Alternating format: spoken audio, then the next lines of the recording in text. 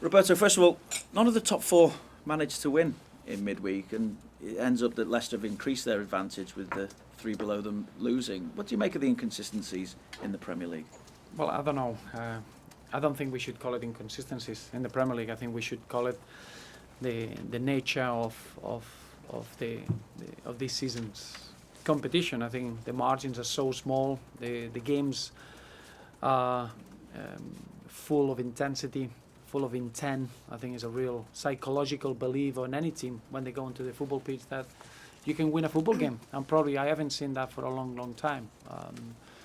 Previously, when you used to play against the so-called top four teams, maybe you were going into the game with a bit of a inferiority complex. I think that doesn't happen anymore. I think every team that it gets on the football pitch, you got your own ways and your own strengths, and there is a strong belief that this season, if you play well, it doesn't matter who you're playing against, that you've got a good opportunity to get the 3 points. And I think that's been the example of yesterday was just that. The games could easily gone in a different direction. I think the results, they were not results that could not be changed in those games. There were big moments. There were a bit unfortunate situations for certain teams, but the margins now in the games are very, very close, and I think that's very positive for the Barclays Premier League. We shouldn't see that as a negative, as the opposite.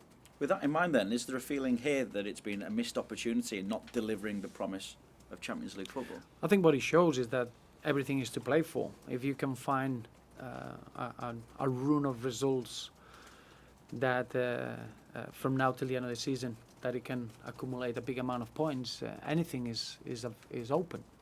There's nothing is decided in the league. Obviously, certain teams they got certain amount of points, but from our point of view, we felt that we had 7 defeats all season. We've been very consistent with our performances. I think we are in that period that we have to get better results at home. Our away form has been outstanding, and those are the small steps that sometimes you need to make slowly to become a.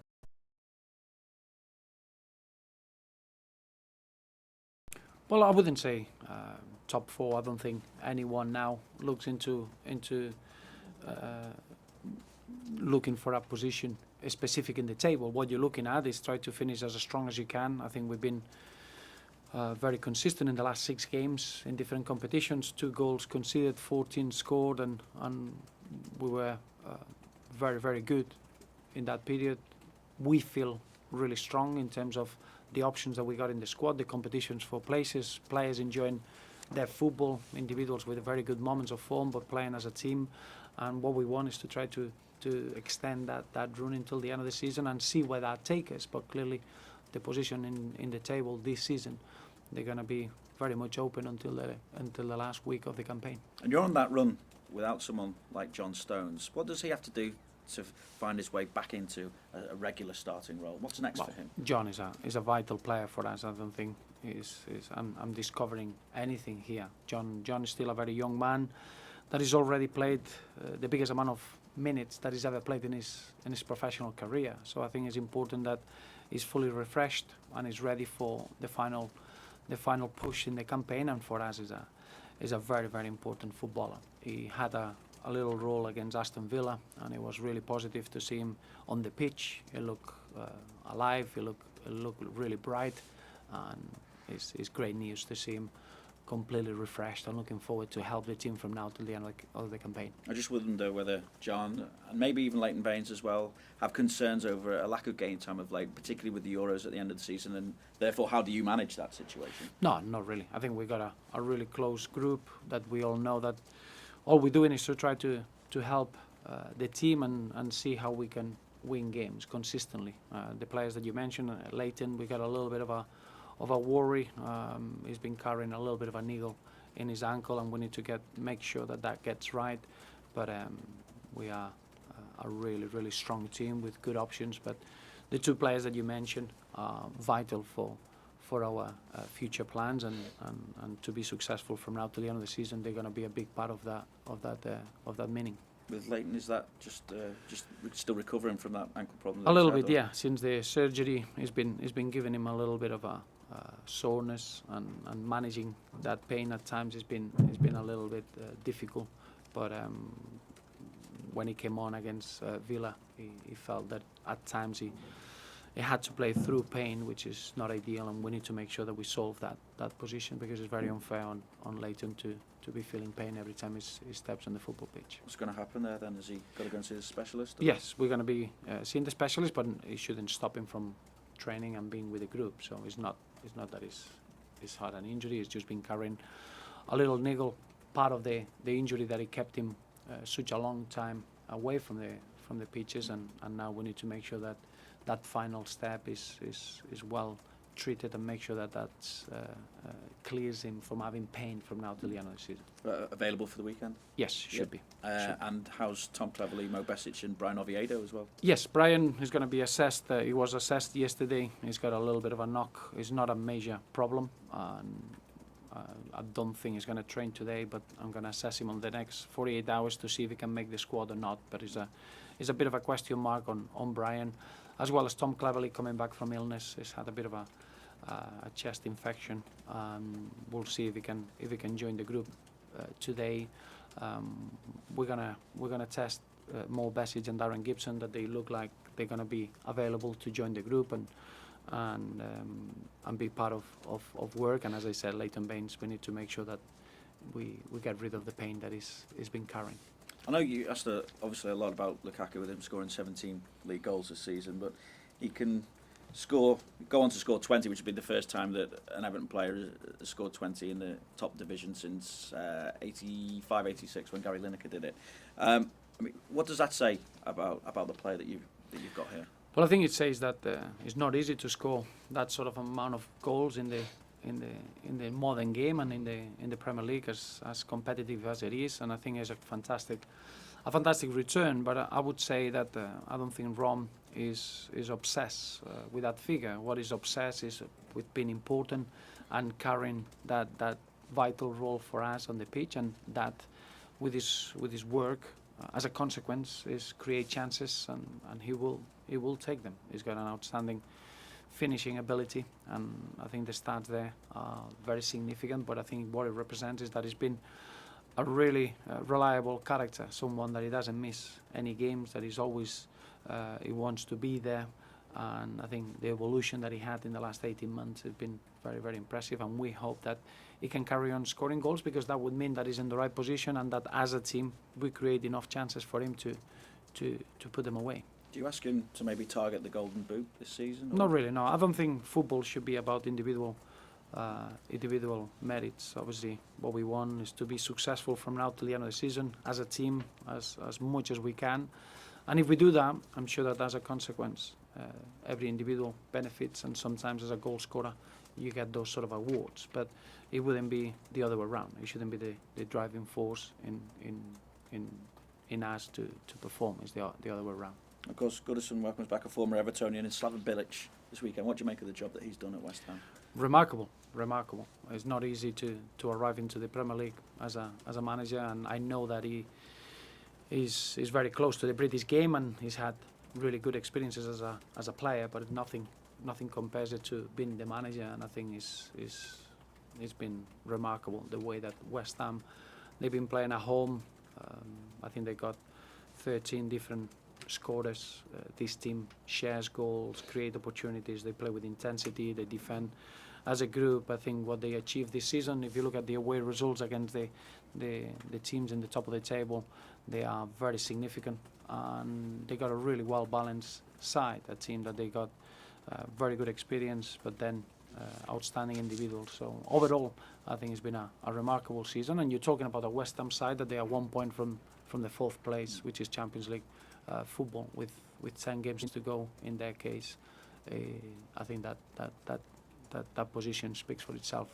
This could set up the next few weeks for you. Obviously, it's West Ham, Chelsea, Arsenal to come as well.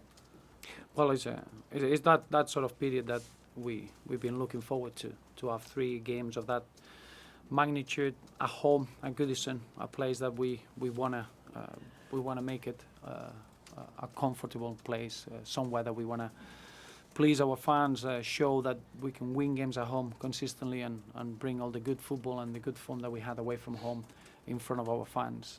It couldn't get a better challenge than doing it against a team like West Ham that they just beat Spurs in midweek, playing a team like Chelsea that we know well. We played them twice this season in the quarterfinals of the FA Cup, and then a team that is still chasing the title with Arsenal. I think 3 significant home games for us before the international break, so you can imagine a really exciting period and a period that we need to be really strong. And I know you've had a break. We've spoken before about players getting fatigued, but do managers get fatigued at this stage of the season? Can that affect decision making as well? Not really. I wouldn't say that you sense the fatigue. As a manager, you really look forward for this period. It's almost you've been working for 6-7 months to try to get a real meaning into every point that you play for in the league, and as a manager you sense that and you embrace it. You really look forward to it. I think you can really say that as a manager you can carry fatigue. I think the players are the ones that carry that. I'm sure you'll get asked this every week now as well, but I just wonder if there's been any further talk with the new investor, and given I'd imagine that you were already starting to plan for the summer, plan for next season. Do you almost have to rip up those plans and start again now? You've got obviously we spoke a lot about it, and it's not a secret. This is a really exciting time for us, and it's one of the most significant moments of the field that they happen at Everton, and for our future is a really important time. It's the start of a new beginning. We started with a good win away from home.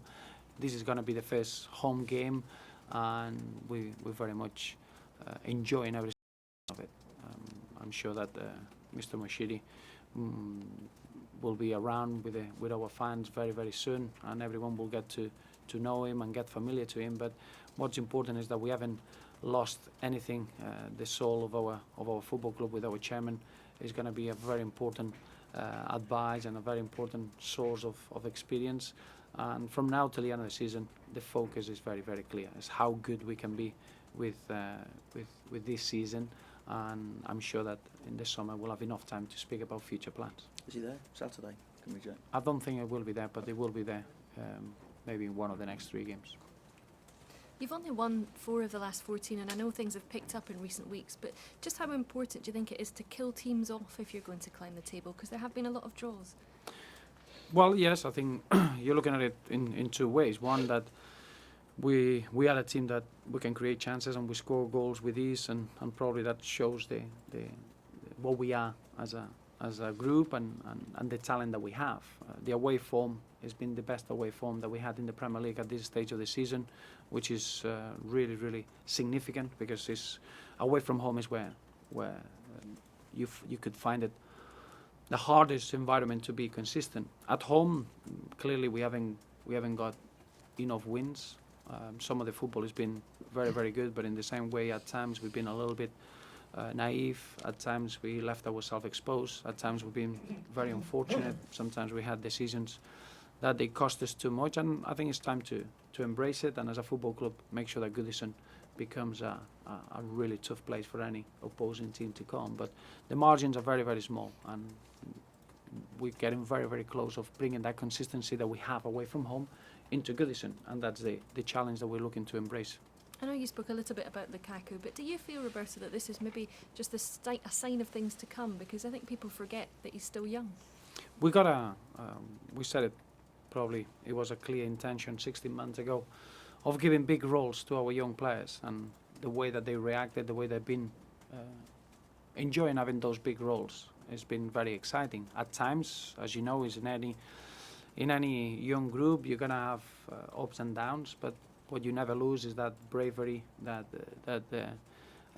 work rate, that enthusiasm to win football games. And you're looking at Romelu's 22, John Stones at the age of 21, Ross Barkley 22, Gerard Deulofeu at 21. We got really exciting young players, and that's something that sometimes we're going to have a little bit of ups and downs in the results, but I don't think we had ups and downs in our performances, and we're starting to get the rewards. At the moment now, we are a really strong squad in terms of numbers, options that we have, just because of the young players. They develop so quickly and so well, and that's something that is a real positive. That's why I feel that from now till the end of the season, we need to take advantage of that and make sure that we show that we've learned this season, and we can become a team that we know how to manage leads a little bit better and know how to get through 90 minutes with a bit of a better experienced way, if you want.